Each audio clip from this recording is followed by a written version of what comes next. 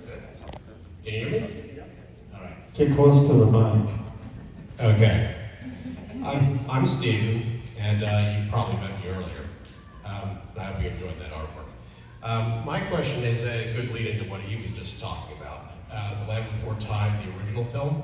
I was just wondering if you can remember what was a cut from the original print, and what scenes were actually deleted, and if you can remember any of them, and if you can describe them to us.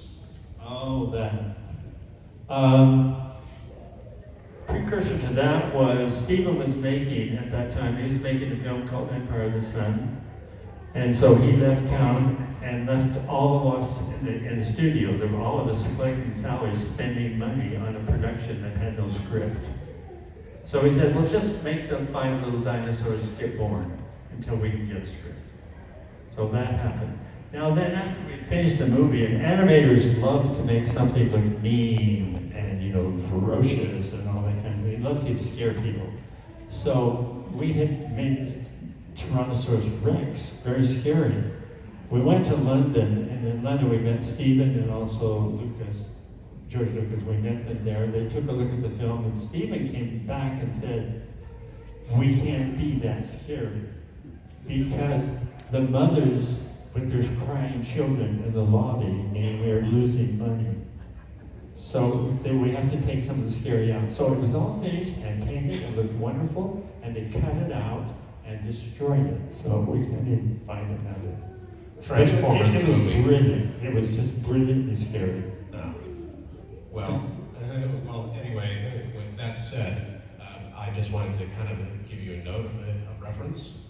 I'm part of the Land Before Time group on Facebook, and I just got word from someone in England that they are actually remaking the original film as a 15-minute short. Making it as a 15-minute short? Correct. An entire film? Yes. Not the whole film, but the thing is they're working on it as a 15-minute condensed short. Do you happen to know the name of the company? I can actually show you that at the table. Interesting. Yeah. In fact, that guy that I gave you that sculpture of earlier, he wants to send you the whole set. Oh, very good. And he just wants your contact information or an email, and I'll. Well, God love him. I hope it works. Okay, I'll talk to you later at your table. Okay. We'll get that information exchanged. Thank you.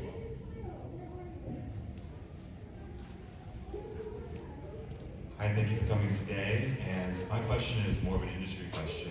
So you have had a very great career in animation, and my question is, for the longest time, American animation has really been strictly, theatrical animation has been strictly 3D. So how do you feel about the industry's, trending choice to essentially be exclusively 3D in theaters as opposed to 2D, at least in America?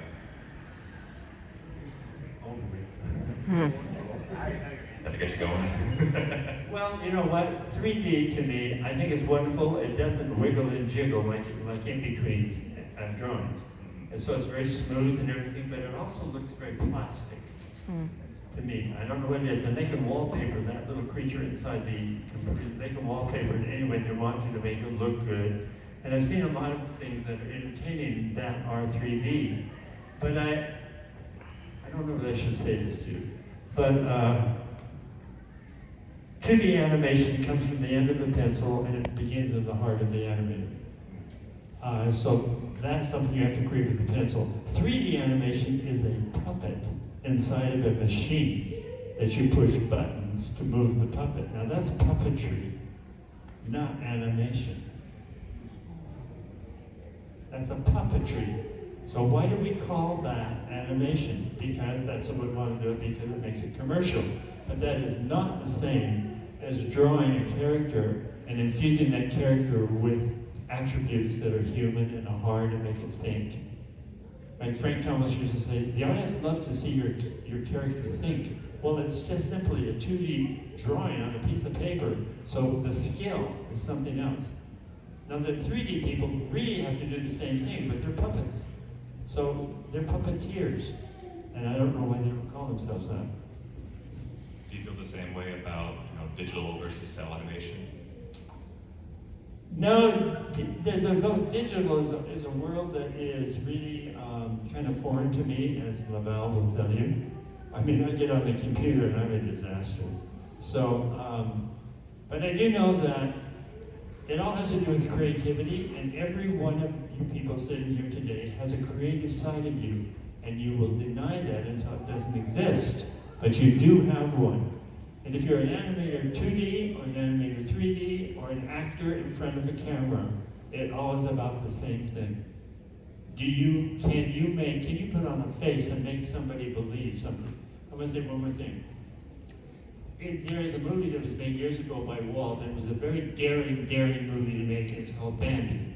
And in that movie, what he did is he took this little deer and the mother, and the mother's voice, she was a radio actor, but the mother's voice was so beautiful that when I saw this, I was sitting in the theater, I was only a child, and I saw this, and the mother said, Bambi says, we're not the only deer in the forest, Mother.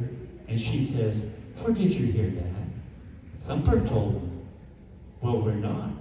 Well, how come I don't ever see them? You will, when, perhaps on the meadow. They're on their way to the meadow. And Bambi sees the meadow and he screams, starts to rush out, and she stops and she says, no, we must never rush out into the meadow. It's very wide and open and very dangerous. And then he says, I will go out first, and if it's safe, I will call you. Then she goes out onto the meadow, and all looks well. They're looking for spring grass because the winter has been there. So she goes out on the meadow, and then finally a bunch of birds fly over, and they're singing, and everything looks well. She says, all right, Bambi. And Bambi goes out onto the meadow with her. And they're eating the grass when the music tells you, oh no. Right? And the mother whispers, Bambi, quick, the thicket. And he starts running, don't look back, faster, faster, don't look back, don't look back, bang! And he gets to the meadow, he gets into the thicket, and he says, we made it, Mother, we made it. Mother! Now what do you know that's really going on? A hungry hunter killed the mother and ate her. That's pretty hard to put in a movie. It upset the entire United States. It upset all the people holding rifles. It upset, and Walt had he didn't say it in as harsh words as I'm now saying, but he at least had the courage to make a movie that put that in there, killing the mother of a little child. That is really, really rough. And then we did it again in Lavalle Lee. Some people don't learn. Thank you. Thank you.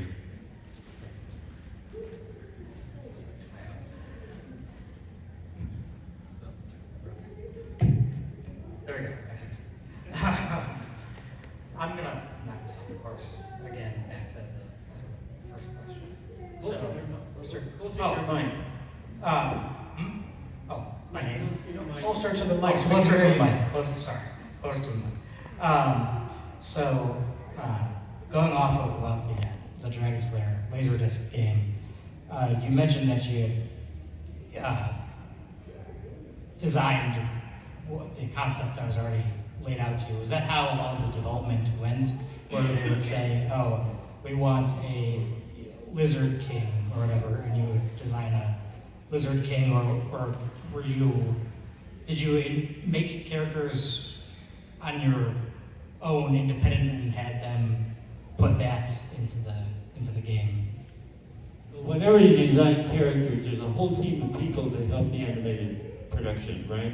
So everyone has to like the character. And some people like to do villainous characters, some people like to do cute characters. So you cast the scenes to animators according to what they're able to do. The scene, that's when we did Jenner in Secret Nim. Jenner, we hadn't even animated anything, but we recorded his voice, and he made up what Jenner would be like. That came from what he thought. And then later on, we showed him, his name was Shinar. We showed him, we said, look, this is what we animated. He looked at it and said, oh, I could do a better voice on that. So we never went back and did the voice. We stayed with what his creation was. he felt the part of gender to be smooth and cunning, and not just a screaming wolf. You know, so the voice and the look of the thing have to go together. Thank you. Thank you.